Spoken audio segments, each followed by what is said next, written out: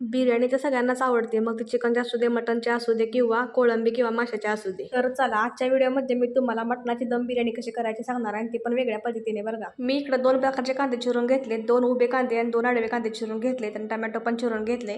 तर आता आपल्याला मटण जे आहे ते शिजवून घ्यायचं आहे. तर त्याआधी मी मटणाला हळद आणि मीठ लावून ठेवले. तर आता आपला कांदा भाजून झाला की त्यामध्ये मटण टाकून घ्यायचं आहे आणि शिजवायचं आहे मटण ते. मी व्हिडिओच्या सुरुवातीला सांगितले हे वेगळ्या पद्धतीने केलेली बिर्याणी आहे. बिर्याणीसाठी लागणारा तांदूळ मी निवडून स्वच्छ धुवून भिजत ठेवला आहे पाण्यामध्ये. आता पाणी गरम करत ठेवले, त्यामध्ये सगळे खडे मसाले टाकले, तूप टाकलं, मीठ टाकलं आणि तांदूळ शिजवून घेतला. तर तांदूळ शिजल्यावर असा दिसतोय बघा. मटण पण इकडं मिठामध्ये चांगलं शिजवून घेतलेलं आहे. मी गार्निशिंगसाठी तळलेला कांदा, पुदिना आणि कोथिंबीर घेतलेली. आता आपण सुक्कं मटण करायला घेऊया. तर कढईमध्ये मी कांदा आणि टोमॅटो भाजायला घेतले. त्यामध्ये काळं तिखट टाकलं 2-3 चमचे आणि नंतर त्यामध्ये बिर्याणी मसाला टाकला आणि थोडंसं दही टाकलं. सगळं भाजून झाल्यावर आता दही चांगलं मिक्स झालं की त्यामध्ये आपल्याला मटण टाकायचं आहे. मटण चांगलं मसाल्यामध्ये मिक्स झाले की असं दिसतंय. आता आपण बिर्याणीसाठी लेअर द्यायला घेऊया. तर इथं पातेल्याला तूप लावलं खाली आणि नंतर तर थोडं तांदूळ टाकले.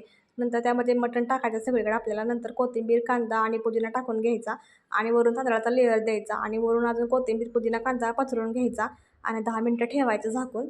तर 10 मिनिटांना आपली बिर्याणी तयार झालेली आहे. आता मी वाढायला घेतले ताटामध्ये. तर आपली बिर्याणी अशी झालेली आहे. बिर्याणीची सगळी प्रोसेस करायला मला 2 तास लागले, पण तुम्हाला 1.5 मिनिटामध्ये प्रेझेंट करून दाखवले. तर तुम्हाला माझा आजचा व्हिडिओ कसा वाटला मला कमेंट करून नक्कीच सांगा. Bye bye.